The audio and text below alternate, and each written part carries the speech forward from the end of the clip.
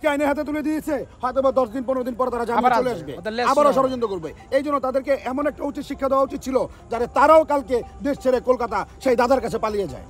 ঠিক। আচ্ছা, আগে এই জায়গাটা হচ্ছে সংরক্ষিত এলাকা ছিল, সাধারণ মানুষ এখানে সহজে প্রবেশ করতে পারতো না। এখন এখানে আপনি আসছেন, যখন মন চাচ্ছে আসতে পারছেন, এটাকে কেমন লাগছে? এটাই কিন্তু বলে মানুষের স্বাধীনতা। আর এই যে মানুষ আসতে পারতো না, সেটা কিন্তু বলে বৈষম্য। আপনার কিছুদিন আগে, 1 বছর আগে আপনি কথা বলতে পারেন নাই, আমি কথা বলতে পারি নাই। এই ফ্যাসিস্ট হাসিনা মানুষের বাক স্বাধীনতা কেড়ে নিয়েছে, মানুষের চলাচলের স্বাধীনভাবে চলাচলের ইটা কেড়ে নিয়েছে। কেউ স্বাধীনভাবে কথা বলতে পারে নাই, স্বাধীনভাবে চলতে পারে নাই। বেঁচে থাকা মানুষ যে বেঁচে থাকবে, এখান থেকে যে বাড়ি ফিরে যাবে তার কোনো নিশ্চয়তা ছিল না। কথা বললেই গুম হতে হয়েছে।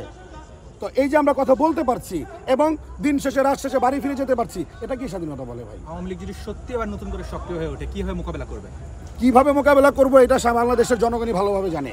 কিভাবে আজকে আইনের হাতে তুলে দিয়েছে, হয়তো 10 দিন 15 দিন পর তারা জামিনে চলে আসবে, আবারও ষড়যন্ত্র করবে। এই জন্য তাদেরকে এমন একটা উচিত শিক্ষা দেওয়া উচিত ছিল যাতে তারাও কালকে দেশ ছেড়ে কলকাতা সেই দাদার কাছে পালিয়ে যায়। ঠিক। আচ্ছা, আগে এই জায়গাটা হচ্ছে সংরক্ষিত এলাকা ছিল, সাধারণ মানুষ এখানে সহজে প্রবেশ করতে পারতো না। এখন এখানে আপনি আসছেন, যখন মন চাচ্ছে আসতে পারছেন, এটাকে কেমন লাগছে? এটাই কিন্তু বলে মানুষের স্বাধীনতা। আর এই যে মানুষ আসতে পারতো না, সেটা কিন্তু বলে বৈষম্য। আপনার কিছুদিন আগে, 1 বছর আগে আপনি কথা বলতে পারেন নাই, আমি কথা বলতে পারি নাই।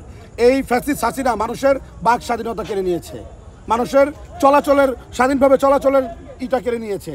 কেউ স্বাধীনভাবে কথা বলতে পারে নাই, স্বাধীনভাবে চলতে পারে নাই। বেঁচে থাকা মানুষ যে বেঁচে থাকবে, এখান থেকে যে বাড়ি ফিরে যাবে তার কোনো নিশ্চয়তা ছিল না। কথা বললেই গুম হতে হয়েছে।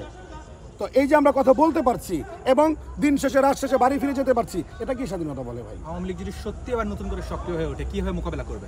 কিভাবে মোকাবেলা করবো এটা বাংলাদেশের জনগণই ভালোভাবে জানে।